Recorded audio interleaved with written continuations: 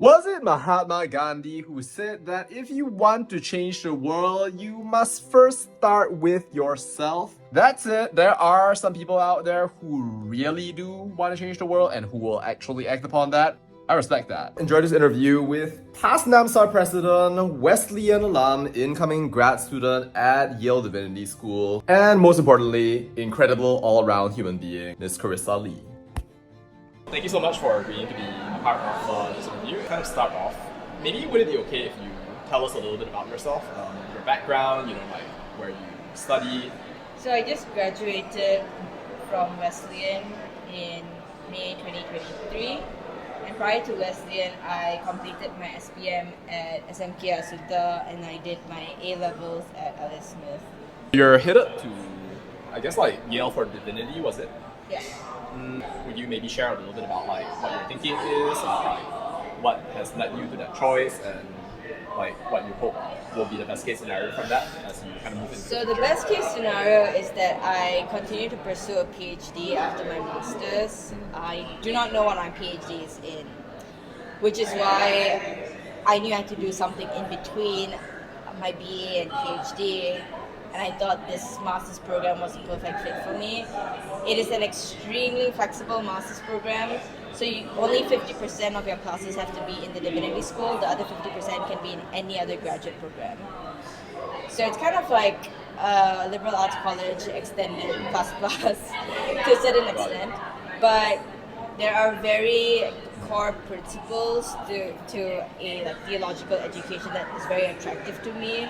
So the idea of truth, justice, and the idea of a higher power is very important to me as an individual and as a thinker. It needs to be more symbiosis between religious ideas and academia.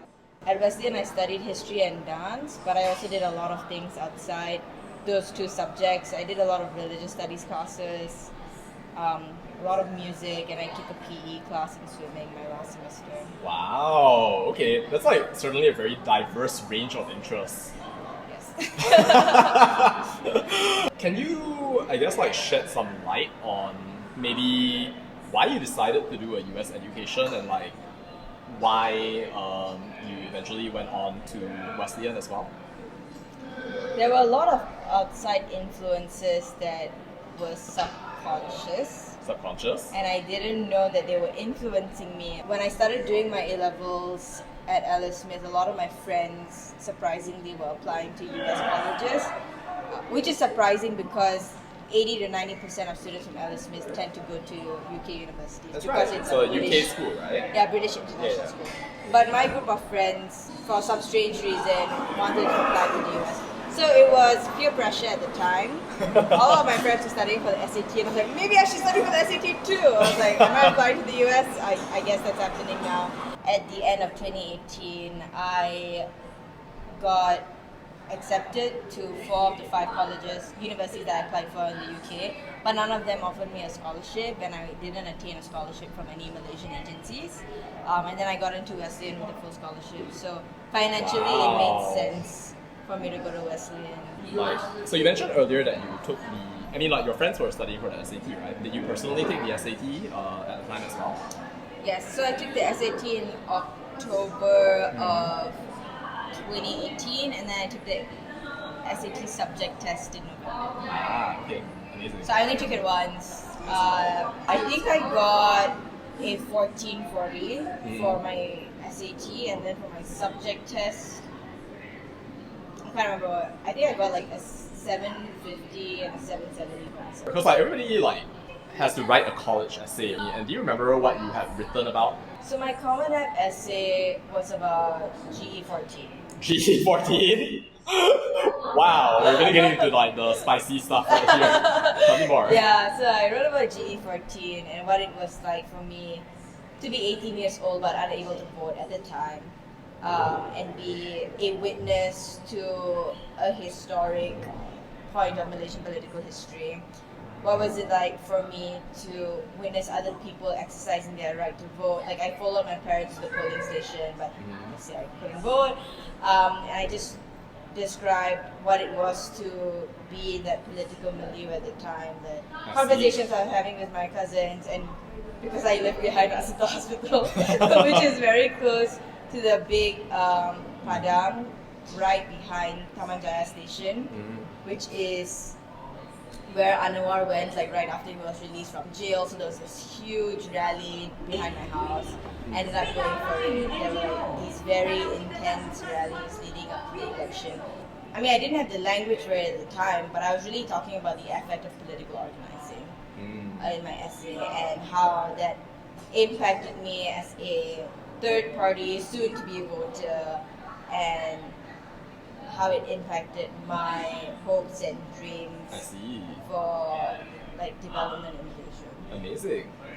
Do you feel that these were experiences that you extended upon, like when you eventually got over to the United States? Yes, and it's something that I didn't expect to do. So when I think about it now, it's kind of crazy, but I was a part of a group of 7 students who successfully unionized residential life student staff at Wesleyan. Wow. Okay. So that was You actually an went off to intense- the US and you created a union, like in a US university. Yes. And it Wow. it was the first voluntarily recognized union, undergraduate union in a private institution in America. Wow. And I had to Incredible. learn a lot about like labor history and labor law in the US. I learned the basics of labor organizing, like how Wow. to like agitate, get people to sign union cards, and learn the process of unionizing. Respect. It was definitely like right place, right time. A lot of like residential life student staff felt very unsupported, I see. and at Wesleyan at least, and I'm sure this is true at most universities, the students who are working in residential life are working there because they need the money. It's not their passion, it's not their dream. And therefore, most of the students who work these jobs are low income, people of color, and like they need those jobs in order to survive on campus. So we saw many intersecting issues, like an exploitation of already marginalized groups of students on campus. And every time we tried to voice concerns to our supervisors, we were deflected, and oftentimes they would tell us our hands are tied. We are not like the top administration. We can't change your pay scale. We I can't give you more training. I see. Okay. And then we were like, okay, we tried everything. We've exhausted all the options. The only thing left for us to do is to unionize. I see. Wow. So yeah. It sounds like you're incredibly involved and also like definitely very passionate. Like not everybody would go about and actually do that. So I respect you for that. Can you point to like certain parts of your earlier life that eventually led you, or so like not just necessarily like parts of your earlier life, but like your experiences at large, right? That led you to, well, value taking action or like perhaps like trying to make a change in your community? I grew up in a very like social justice oriented church community, and our church community did a lot of work with many marginalized groups. And I remember very clearly when I was about 10 or 11 years old, a pastor was giving a sermon about his work with indigenous peoples in Malaysia. And that was like my first exposure to like huge inequalities that were happening in this country, that were faced by the native people of this land. And it was just very agitating at the time. And I think thereafter there was a very clear direction that I wanted to be engaged with issues, and that meant like reading, thinking, debating, writing about those issues, but also actively engaging in the world. Wow. But I think up until the point of my application, most of my work was kind of passive, more on the research side. So when I was at Alice Smith, I wrote an EPQ where you essentially write a mini thesis on a topic of your choice. And I decided to write about the inequalities in the education system faced by indigenous people in Borneo. And I was in a very unique position because of the access I had through my mom, who, through the funding of our church community, has set up over 17 kindergartens in rural areas in Sarawak. So I did field work in Sarawak when I was like 17, 18 years old, like interviewed parents, teachers, kids, and I got to really understand what the context was like for them, and did a lot of secondary literature research and put together this like honestly very complicated, over the top research paper. I realized that it was important to continue to do work because there's just not enough attention given to these issues. But I still wasn't doing anything actively to address this problem. Going to Wesleyan, I wanted to be active and not just passive, but I recognize that the two go hand in hand. The research can lead into action, and the action feeds into the research. Right. Which is why I think my involvement outside of the classroom has educated me so much more than just my classroom education. If there were an alternate history where somehow or another you had gotten the chance, well, maybe not gotten the chance to study in the US, but you had stayed back in Malaysia, do you think that maybe some of your interests might have manifested in a similar way? Do you think that you would have perhaps, well, gone on to take action within community? Do you think that, I guess, you would have done similar things if you were in the environment of Malaysia as opposed to, for example, in the US? I think it's a very tricky question to answer because this is no, I'm not going to say this is a cop out, but like what we learn in history is like counterfactuals are not helpful because you can never turn back time. But I mean, with that being said, I would like to believe that I would still have done similar things if I was put in a Malaysian context. And the idea that activism in Malaysia is dangerous is, or more dangerous, it might be true. But also the idea that student activism is not as alive or not as impactful in Malaysia, I think that's false. And I want to be very aware of how I talk about student activism in Malaysia because I'm not actively involved in it. It might be easy to say like that they're quote unquote not doing much, or because there are all of these limitations. But that oftentimes is like those are like uninformed comments about what student activism is like in Malaysia. But with that being said, I think there have been a lot of strides in student activism in Malaysia, specifically like with what Undi 18 has been able to achieve, and automatic voter registration that had a huge backing by students, for students. So that's obviously the biggest win that we've seen in the past 5 years. Would I have been involved? Most probably. I was somewhat involved with Undi 18 and Vote Malaysia over the past year with like ballot collection, voter education, political education, because I was involved in NAMSA. So I think I would have been. I think I look at a lot of my friends from high school in Asunta. Many of them ended up in different places. Some of them stayed in Malaysia, some of them went to UK. And many of them are involved in activism on different levels. So I think I would have been, even if I stayed here. So then, in that case, then maybe let's not speak of the counterfactual then. Maybe, can I ask, well, if you had it in your power to change something about Malaysia, anything, it can be anything that you can imagine right now, then what would you choose to change and why?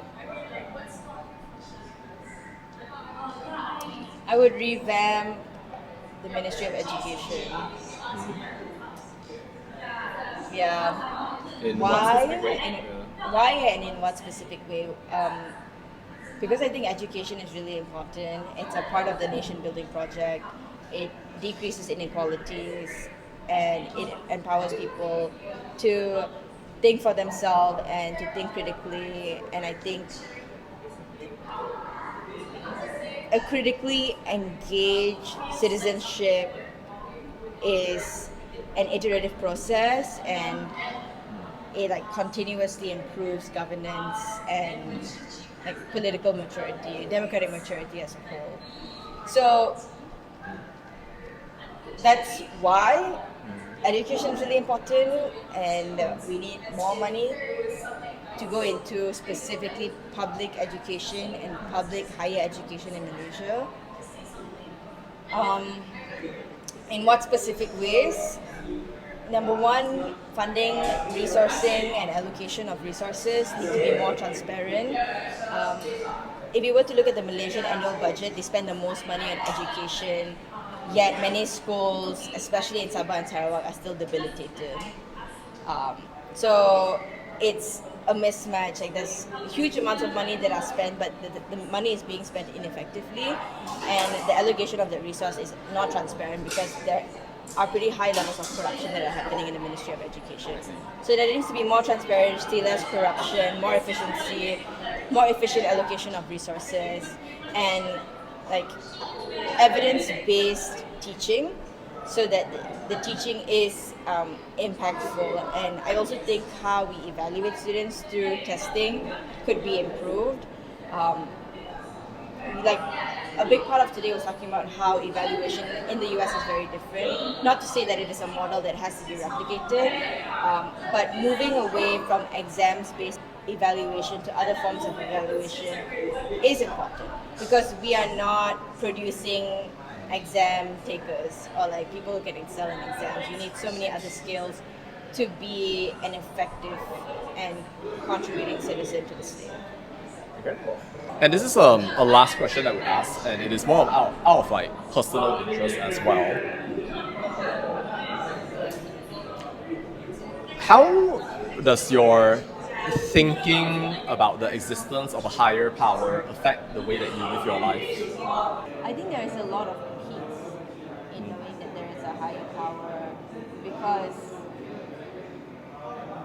if not, it feels very existential, and I guess in a very Nietzsche way, like nihilistic, nothing matters. And how does it affect my day-to-day life? I think knowing that there is a high power gives me a lot of drive and purpose to continue to pursue justice, because there is a clear definition of justice when you do believe in God. And without God, it's very difficult to define justice or to know what justice is. Because implicit in understanding who God is, you must accept the aspect of judgment.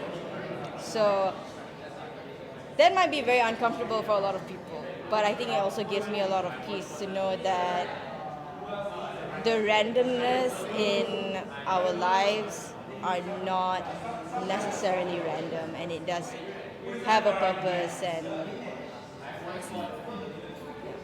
Alright, well, thank you so much. This is a wonderful interview. Really appreciate it. And yes, God bless. Thank you so much. Thank you.